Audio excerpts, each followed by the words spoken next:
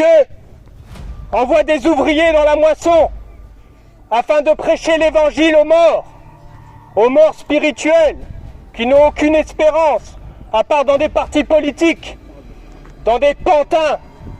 Ils seront tous remplacés les uns après les autres. Vous n'aurez pas d'espoir dans les systèmes religieux, vous n'aurez pas d'espoir dans la politique. Vous aurez seulement de l'espoir dans le sacrifice de Yeshua, Jésus-Christ. Le salut vient des Juifs, il vient de Jacob.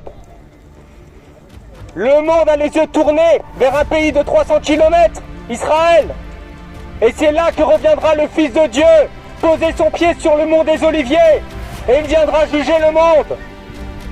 Donc là, profitez bien de ce temps de grâce, profitez bien de l'oxygène que Dieu vous donne, car ça aussi c'est un cadeau, c'est une grâce, mais vous ne savez pas jusqu'à quand ça va durer.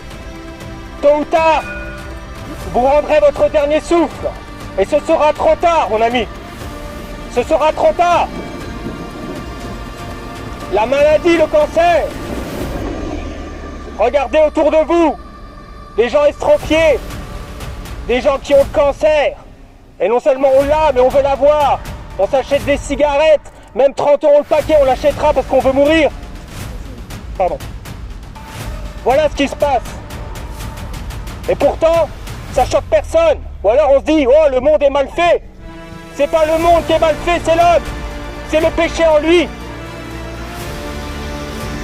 Donc voilà, aujourd'hui je t'annonce ce message, que si tu ne te repens pas de tes péchés, et que tu ne t'humilies pas devant le Dieu très haut, le Dieu d'Abraham, d'Isaac et de Jacob, tu périras, mon ami. Et je te conseille de regarder ce que ça veut dire en grec.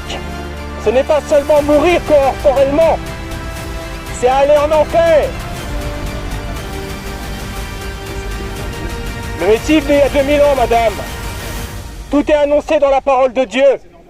Concentrez-vous sur l'évangile, les évangiles. Vous y trouverez vos réponses. Dieu attend de vous que vous le cherchiez dans son livre, pas dans les systèmes religieux qui ne sauvent pas.